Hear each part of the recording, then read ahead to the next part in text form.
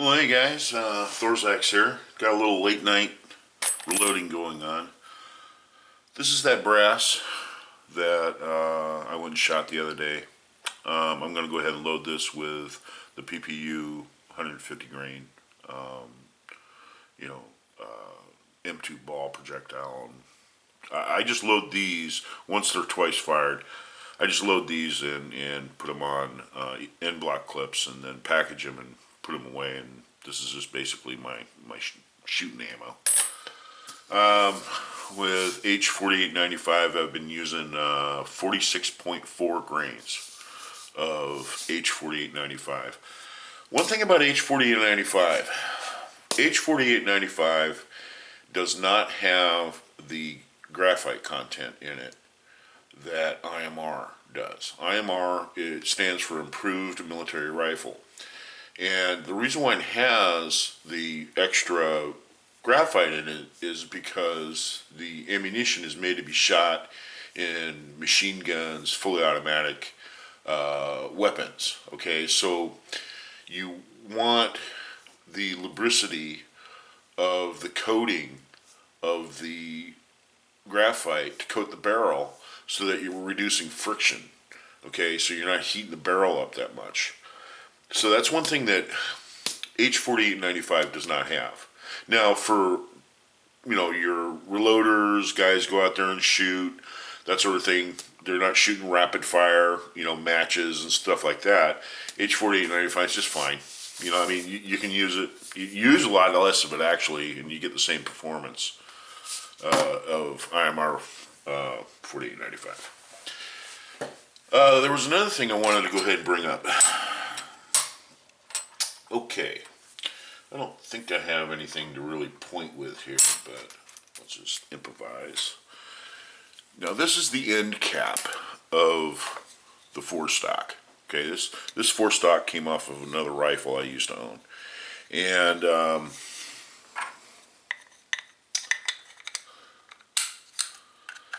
it fits on there like that. Okay. This area around here, this inner circumference, what you have to do is you have to open that up, and you have to go ahead and take a file or a reamer, and you have to ream that out because you don't want this to touch the barrel. Okay, you don't want that to touch the barrel. You get that little buzzing noise, and that ruins the harmonics of a free-floated barrel. So what you want to do is you want to open that area up so that the barrel doesn't touch it.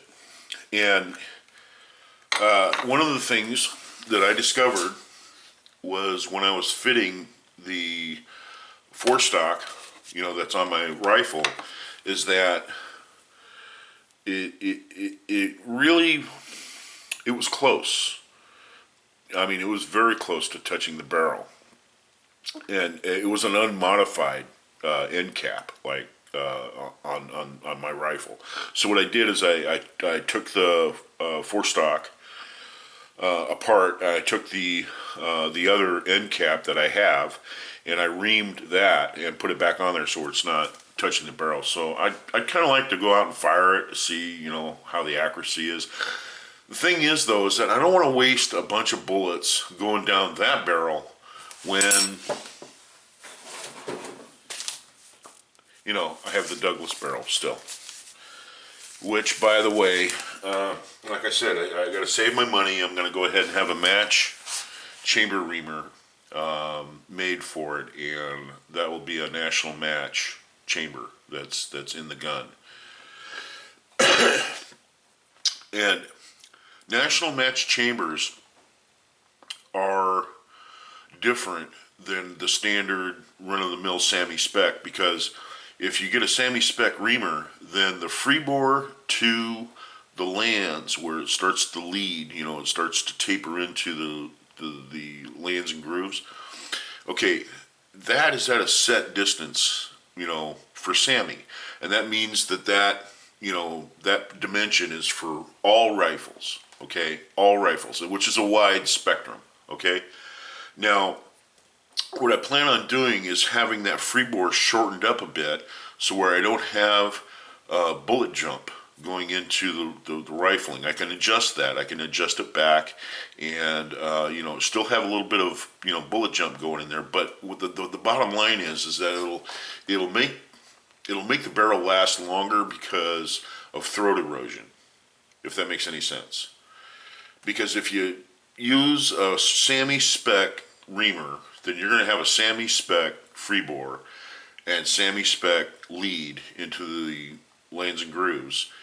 And so when you shoot that gun and you get to a point where throat erosion starts to become apparent, then what you're doing is that you're pushing that area of the lead out because it's eroding right there, and so your bullet is having to jump even further and further and further into the lands and grooves. And so using a regular spec 30-06 chamber reamer on my match barrel, that's something that I want to avoid. So that's the reason why it's going to take a while in order for me to get a reamer, because those reamers are kind of expensive and they have to be custom made. You have to tell the guy what you want. Basically what you need to do is you need to load around and show him where you want the ogive to sit on a particular bullet for a certain bullet depth, and he'll grind the reamer to meet that. So anyway, there you go. So where was I? Oh, another thing too I wanted to show you. This right here is a Fagen aftermarket stock. I know Boyd's makes them now. There's a number of companies that make them. And this guy, he didn't use any finish whatsoever, any stain on it. He just went over the top of it with polyurethane. And it's very light, and I really didn't care for it. I went ahead and changed that stock off. I went to a gun show and I bought an original stock. I got a deal on it, and I went ahead and changed that stock out. So I had this extra stock sitting around. I got it upstairs in my closet. So, but anyway, one of the things the guy did do though is that on these Boyd and Fagen stocks, they're oversized, and they're oversized for a reason. They might throw the pitch in there. Well, these are a match type stock. They're a little more bulk to them. No. The bottom line is that Boyd's or Fagen doesn't want to go through the whole fitting process of sanding these down so where the furniture fits, with with no infractions. And so when you look at those Boyd stocks, you'll always see that they got real sharp edges, and there's a big ridge here down to the hardware, and it just really doesn't look that good to me. I like them original, like this, for instance. If you guys can see that, you see how that's all rounded off. You don't see any ridge sticking up there. He sanded all that down. Same thing with a 4-end cap. With a 4-end cap. He did a nice job, and it looks original. I mean, that looks without the real shiny finish, but it looks original to me. It looks like the way that you would get the stock, originally. So anyway, that's my take on aftermarket stocks. A lot of sanding. There's a lot of sanding involved on those Boyd stocks. You have to do it right too. You have to take your time. You can't get into it and just burn a whole bunch of wood out with an orbital sander. You have to work it over and work it over and work it over. Keep the contours right. Because if you screw it up, it'll never look right. It'll look clubby, and you don't want that. So anyway, that's my plan. I'm going to go ahead and load these with 4895, H4895, and load them up and just store them for right now. That's about it. I do have some other projects I want to go ahead and I want to bring up. I've been kind of, I did a whole bunch of shotgun Okay, I was doing nothing but shotgun there for a while with my mech reloader and doing the slugs, and then I was doing the shot, and then I went ahead. I was loading shot loads, and I don't know about you guys out there, but I do something for a while, and when I when I get to a point where it starts to be a little bit too much work to get motivated to go do it, then that means that I need to switch, and do something else for a while, you know. So that's why I got into the M1. That was another project that I wanted to get into, was the M1. So I switched over to that. However, I've been getting a lot of feedback on YouTube about shotgun. A lot of good comments. People have been, wondering about the shot maker. People have been wondering about, how much graphite you use, and stuff like that. And that's great. That's fantastic. When people are going through your videos and they're watching the entire content through your videos, that's fantastic. And you know what? I'm going to tell you what. There's probably videos that I've made that I contradicted myself, and I'm going to ask you to forgive me for that, because sometimes I'm thinking this way, and sometimes I'm thinking that way, and sometimes my words don't always blend well with something later on that I said or something like that. I think everybody does that to a certain extent. One thing I do want to bring up here, though, is I want to bring up TRN, the Reloaders Network. If you haven't went over there and looked at what James, Bacon, has been doing, he's been working his full heart out designing that website, and he gets, he's not getting anything out of it, really. He's basically building this foundation of an area where we can post videos, and we can post videos about our reloading or shooting and things like that, where we're not going to have the judgment of a carrier like YouTube with their guidelines. And I'm not saying anything against YouTube. They're a private company, whatever. I'm not. They're a private company. If they want to set up their guidelines, they want to set up their stuff that way, I don't care. I'm not even going to argue with them. Fine, whatever. But that doesn't stop us from uploading our content over there on TRN. And, doesn't cost you anything. Anything at all. And I'm going to tell you what, I get nothing out of this too. I'm not getting anything out of TRN. But I do believe that it is a foundation that we can turn to put our videos, so where we can watch our content, we can extend our content. We can put up teaser videos on YouTube and say, oh, well, we got this certain mold, we have this certain,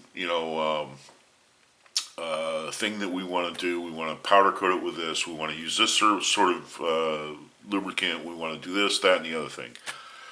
And we can make it a half-hour long show if we want to, and then post it over on TRN.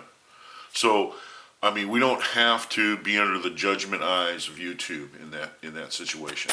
So I think that is really a plus. It really is. And also, I believe that TRN also has the other aspect of it too. It has more than that. It has private chat. You can do chats with people. You can do all kinds of stuff with that site that James has designed. And I don't know about you, but designing a website is a lot of work,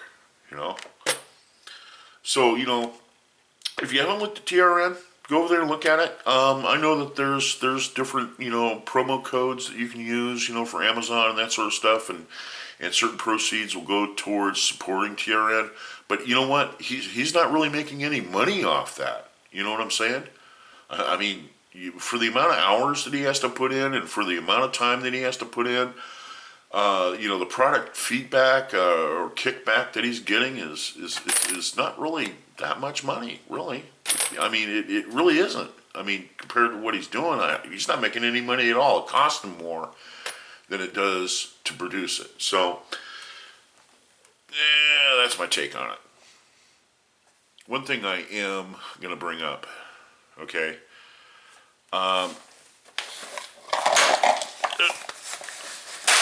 All right.